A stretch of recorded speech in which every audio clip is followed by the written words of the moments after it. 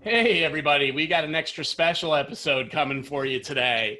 We're going to turn the tables a little bit and tell you, one of the things that we love to do is tell you a little bit more about us. And today we're going to start with Tim and Rob and a little bit about OSR Manage and what that's actually all about, what these guys do every day besides coming on here from every week to look pretty. We'll delve in a little bit to what they do, how they help support the MSP community, and how they got their start and all the good stuff that we'd all love to hear. So with that, guys, thank you very much, I'd say, for joining me today, but you had no choice. You're welcome, Brian. You're welcome. So, the three of us have known each other a long time. We've had a lot of crosswalks through our career. Yes. You guys left the MSP space, at least from a active MSP side, a little bit earlier than I did. And you guys went out and started what, in essence, if I remember, it really started as a cold call company initially, right? You've had all lead gen. A few different versions of OSR. So why don't you tell us a little bit about the backstory? Yeah, so I guess I'll start, and then Rob, you can fill in. I can do that. I'm missing, yeah. Yeah, I can do that. I love correcting you.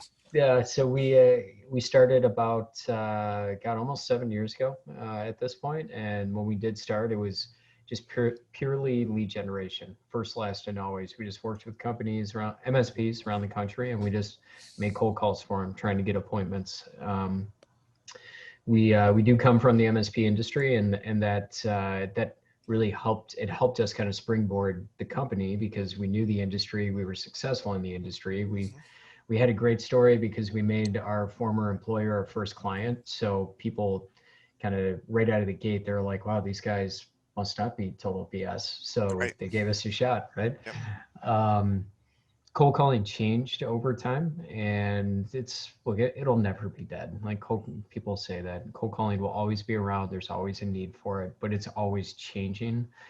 And what used to be 100, 150 calls to 10 decision makers to one appointment. Then it kind of turned into 200 calls to one appointment, or 250, or the New York Cities of the world could be 400 calls to get one appointment. And so we had a great idea at one point. We were like, hey, let's pretend that we're a marketing company. And we did that. Yeah, it was great. And then we didn't anymore because we were okay at it. We were not terrible, but we didn't know what we didn't know, and that was really frustrating. So then we were always doing lead gen throughout this, and then we finally came to the management side, where we just identified the fact that so many MSPs have had salespeople, and they don't work out, and it's because they don't know how to train them, they don't know how to manage them, and a lot of times they don't know how to recruit them from the very beginning. So we created a service where that's really what we do now. We are an outsourced sales manager for specifically for the IT industry, but even within that, really within the MSP industry. Yep. That's awesome. Yeah. And I think you really hit upon it, Tim. One of the biggest challenges, and I think every MSP will say it, is running a sales department. And in fairness, that's because the majority of MSP leadership are technical leaders. Guys that started out from the technical side, went out on their own and grew businesses. So, it's certainly great to have a resource out there that can help them. Yeah. Rob, want to fill the gaps? Yeah. I would love to. I would love to correct Timmy. It was great. Like Timmy and I, we've been in this industry for so long, and we have worked with so many different people that we felt like we weren't doing our clients the best in breed service with just the lead gen, right? So we would get these appointments, and what we realized was the clients, mostly principal led, would not have the time to do the follow-ups, right? They go out on this appointment, they go on the appointment, and it goes kind of gray area, and the prospect would be like, yeah, I'll get back to you. And then what we were like, okay, the follow-up is where it needs to be. And we just do not have the capability to do that. So when we went into the, managing the salespeople, Timmy's background before MSPs was recruiting. And my background was management. So we were like, oh God, why didn't we start this earlier?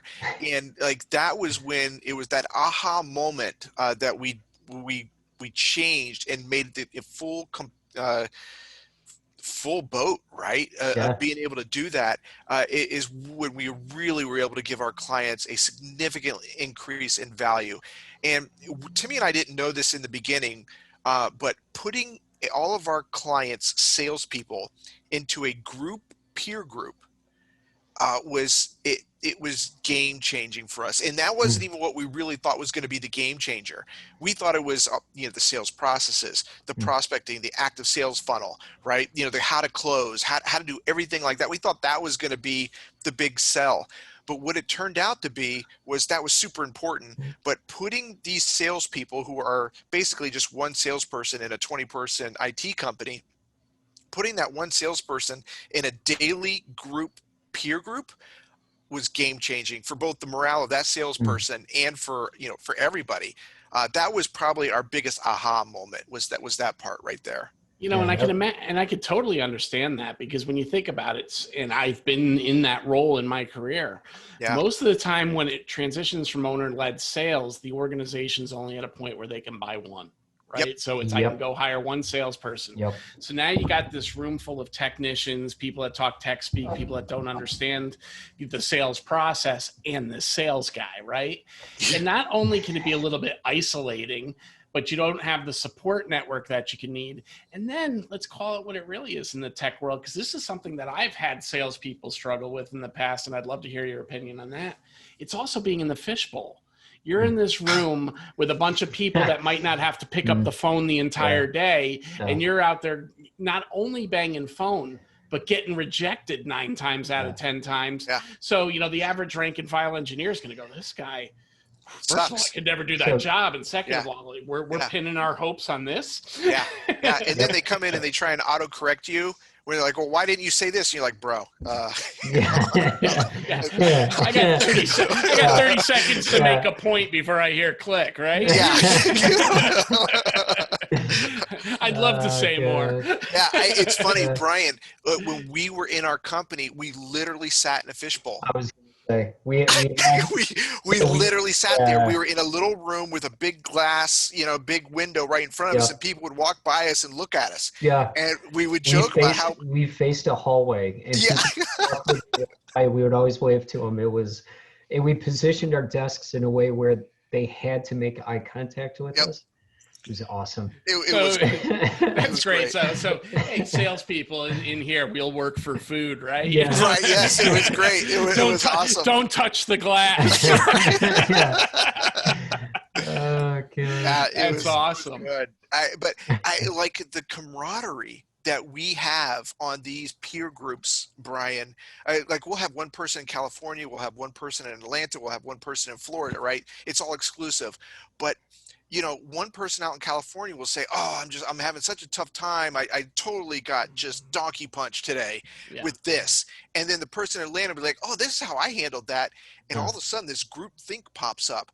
It was that part right there was the part where we were like, okay, we are definitely on something here. And that was, and the funny thing is that all happened when COVID hit. It was just like Rob said, it really was an accident. It was just when it first hit and states were shutting down, we were like, okay, we're not managers anymore. We are therapists. So let's put the patients in a huddle and let them talk amongst themselves. And that's kind of, seriously, in the simplest jobs. The simplest form. That's really kind of what happened. But you know what? It's such a huge thing, and I'm glad you said therapy in that process, right? Because oh my God, when I go back to my first sales job personally, I was in telecom, so I was actually in a true blue sales organization at that stage. So when I got hired, there was 15 people. We were in a true bullpen. This had look, dude, it was boiler room, right? I got in there, and my first day, my boss looked at me and said, "Here's the phone book. Call everybody with an 800 number, ask them if it's with AT&T, and if they say no, ask them if they want it to be. Literally, that was how we got started, right?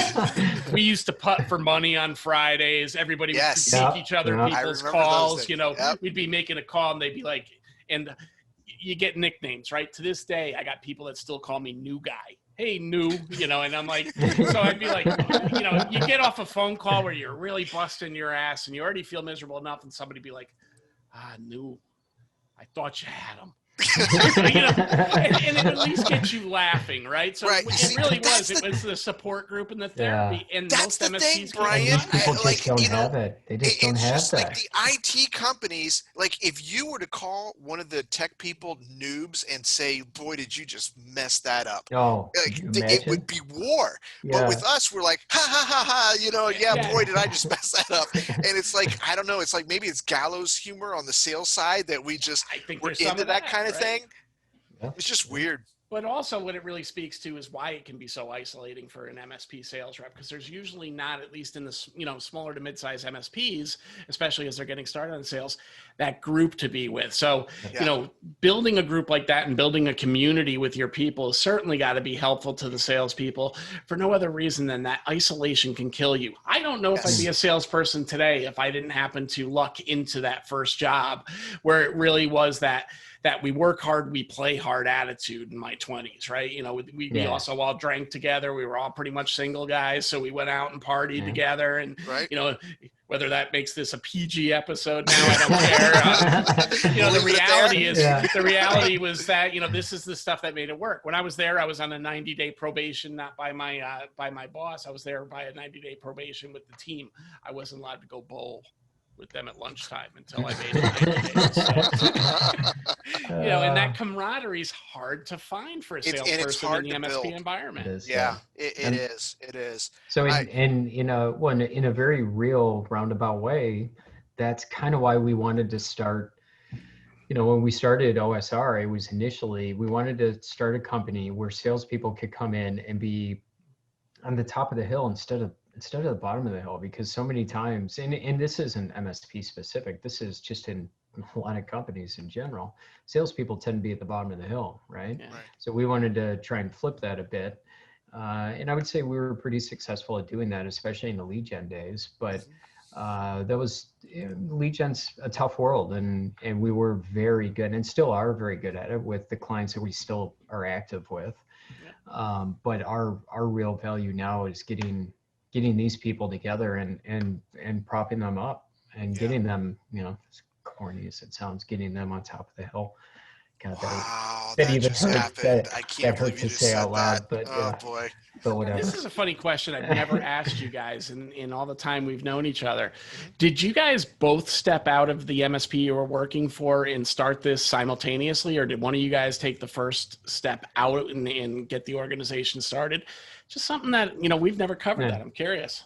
Yeah. So we worked at the MSP, and at night we would drive home as fast as we could, and then we would call on the West Coast. Gotcha. And that was how we started. Yeah. And then when we went to the business owner with the business plan, and we were like, look, this is what we want to do, and we want you to be our first client. He thought it was a great idea. He's a smart entrepreneur himself, and he was like, it totally makes sense. And he jumped in. He did it with us, and we took off, right? And then that first year. This was 2013, Timmy, right? End of 13, yeah. Yeah, end of 13. So 2014, I went to ConnectWise, and I did, was it one or two different speaking engagements for IT Nation? I think it was one. It was one that first year. But we won the award. That's right. We won the award. We won the Road to Reinvention. Yeah, the Road to it was like the submit your best idea to IT Nation, and everybody, you write up like a summary on what your idea is, why it's different, why you're different, yada yada. Yeah. And we put ours in as our, like, the thing that made us different, the thing that made us unique was the fact that we use contract end dates, right? Yep. Not that it's some huge, oh my God, nobody's ever done this, but it was still, for whatever reason, relatively new in the MSP in this space. Industry, yeah. And we won the damn award. Yeah. I mean, we were really young as a company, and we had probably no business winning that, but we did. Used Powtoons, Brian. Have you ever heard of Powtoons? It's like one of those doodly things, like back in the day, 7 years ago. So it was like Doodly Now, right? Like one of those animated board type things. It was called Powtoons, and we built it on there. And, we won. And then I went in and I did my presentation, and Brian, I practiced my ass off, and I made this. It took me months to work on Tim, if you remember. Oh my God. It took me Yeah. months, but we won the presentation award too. Like Nice. everybody gets graded down at IT Nation, all the presenters, and we won first place for the presenters as well. And then that allowed us to be the regional speakers across ConnectWise So for the regional thing. for the user Yeah, groups the and user whatnot. For the groups, user yeah. groups, yeah. And then we doubled in size in a year. Boom, just like that. Yeah. It Awesome. was great. It was great. And Yeah. you know what? There's something to be said about what you guys felt was the obvious actually being innovation, right? Because that's part of the challenge. I mean, even today, look, I struggle with groups that don't want to put those contract end dates in the system. They don't ask that question, and I'm like, this is nothing. This is nothing but a game of timing, right? That's all this is. It's the most important part of a call. It's the most important part. Go back to what you just said earlier to me, that it could be 400 calls before you get one decision maker. Maybe Rob, you were saying that. The reality is, if that's how many calls it takes to get to a decision maker to get an appointment, along the way, you better be asking for those contract end dates, because you got to warm up that opportunity by finding the right time. And, I know you guys preach that. And of course, I'm going to throw this out there because it wouldn't be an episode if we didn't do this for Rob and the Dream 250. I'm just saying, the Dream 250, fellas.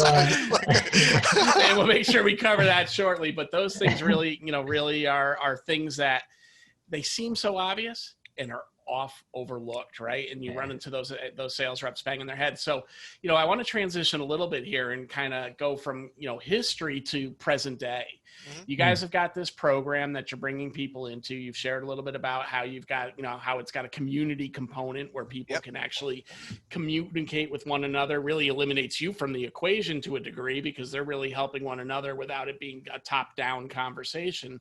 But talk a little bit about how you engage with companies and their sales teams to even get a process implemented. What does OSR really do on the day-to-day? Well, so Rob, I guess I'll start on the recruiting side and then kind of go from there. So when we started this, we handled the entire process from beginning to end. So we will actually recruit, train, and manage the salespeople, right? When we started this, we really thought that we would just find a bunch of MSPs that had either never had a salesperson or had a couple failed, and we would start from scratch all the time. What we found is we've actually found a pocket of MSPs that they already have salespeople, and we just go in and start them. They'll go through an abbreviated training. We start them in our management, and we try and autocorrect. But for the ones where we start just, ground floor, we do it all. I mean, we will go in, we'll write an Indeed post. We'll actually set up their Indeed for them. We'll scan resumes every day. There's a proactive and reactive side to Indeed. So we'll use both sides depending on the territory. Not every territory needs it. We'll do the initial screening calls. Once, if those screening calls go well, we'll push them through to like an onsite, which we're a part of via video conference. We've got just a list of questions to reference from on what you should ask and how to ask them and all that stuff. Then we'll do a disc profile, and we have a second on-site interview where it's just questions around the person's disc profile. I love that disc. Yeah.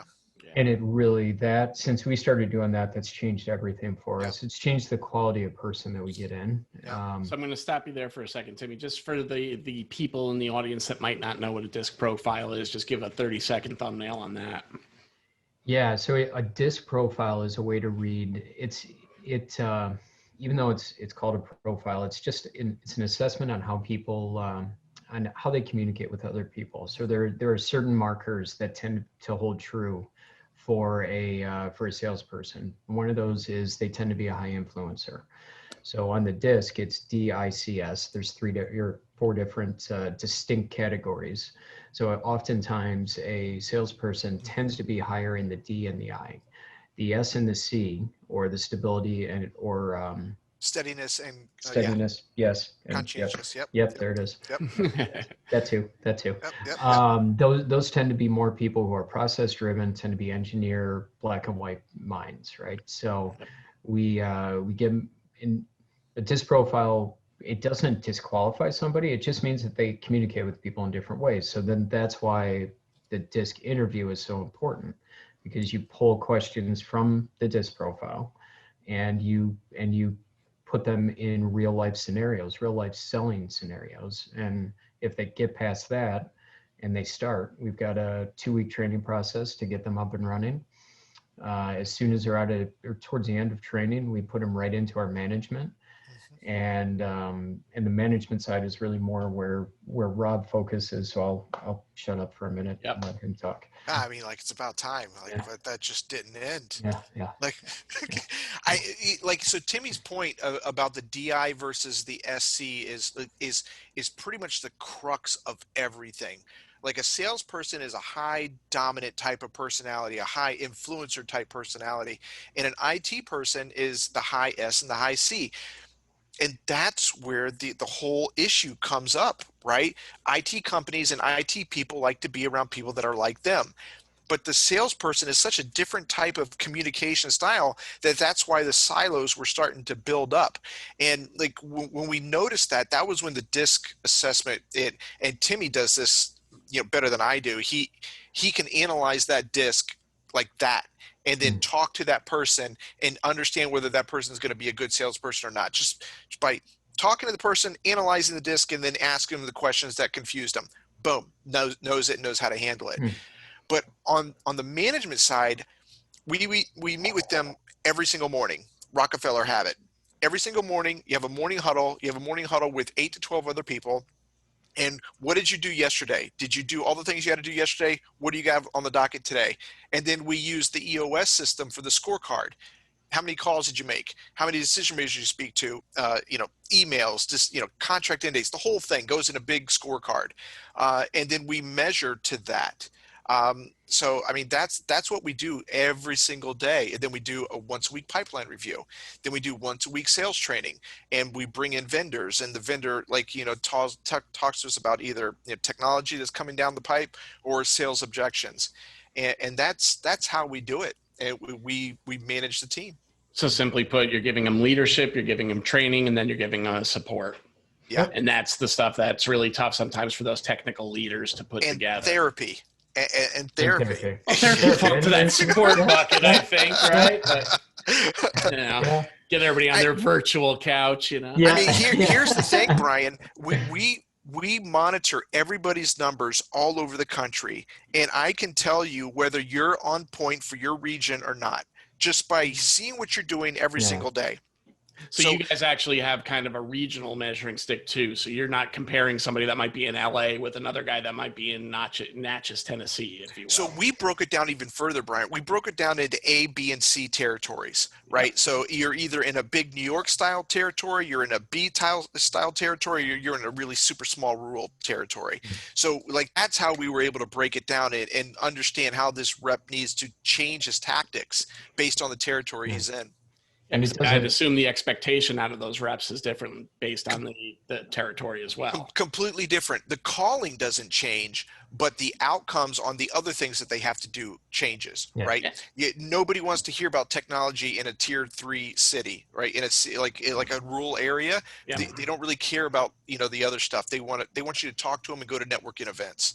But in a tier 1 city, it's all technology driven, and all the networking is through the technology stuff. Also, I'd assume in a tier 1 city, conceivably a rep can do 4 meetings in a day, where if you're in a tier 3 city where you got windshield time, 1 or 2 might be the best you can ever get to because of the two drive. Is the absolute best you can do. Yep. Yeah. Okay. That's interesting. Hadn't heard that from you guys before. So it's a really nice approach model. So we're getting near the end of our time here. Just wanted to see, if there's any other closing comments that you'd like to say here. And of course, we'll tell people how to get in touch with you if they're interested in learning more. I mean, nothing really jumps out at me other than, it's something we started this we really transitioned to this about 24 months ago. Yeah. And what we thought it was going to be is actually turned out to be way better. It's just a better value for our clients. Not that our lead generation isn't. So I don't want to discount that. Here, I'll close it with the soundbite you're afraid to say here. Yeah. Managed service providers, we sell ourselves as a fractional resource in order to support IT. We're always telling people, don't buy a full-time resource for this, buy our service. You're going to get depth and more for the process. It's exactly what you guys are talking about here. Hire us, you're going to get a sales manager, but you're going to get a support ecosystem that goes with it, whether it's our trainers, or your trainers, whether it's your salespeople. That's what they can get. And the amount of money, I'm going to say to MSP people, because I've spent way too much, the amount of money you've wasted just bringing people in trying to do it yourself will come back to you. And the first person you hire through these guys, I've brought 3 or 4 customers through their program already. I've seen the success on the other side. Those people still talk to me. That's a good thing. So the point being is, the reality is, if you really flip the switch, this is managed services for your sales teams. And It is. If you know that that's not what you can do for your client, you're doing yourself a disservice by spending more good money after bad, sales rep after sales rep, if you don't think you can do the process. So, visit osrmanage.com. You can get more detail there. You can hit Rob and Tim. If you go right out to our MSP Business School site, you can click on their names. You'll hit their LinkedIns. That's one way you can get in touch with them. And, guys, if you want to throw your emails out there, we can put them in the show notes. Or if you want to throw them out there, let me know. Absolutely. Yeah. Always willing to talk and help people if they have a quick question or something. I'm totally in. Yeah. So, with that, guys, thank you for joining us here on a special edition of MSP Business That's right. School. I feel like it's Christmas. It's always nice to learn a little bit more about you guys. Every time I talk, I find something else out as well. For those of you, you can get us right at our website, or of course, download this podcast wherever you get your favorites. Take care and have a great weekend. All right. Take care, fellas. Thanks.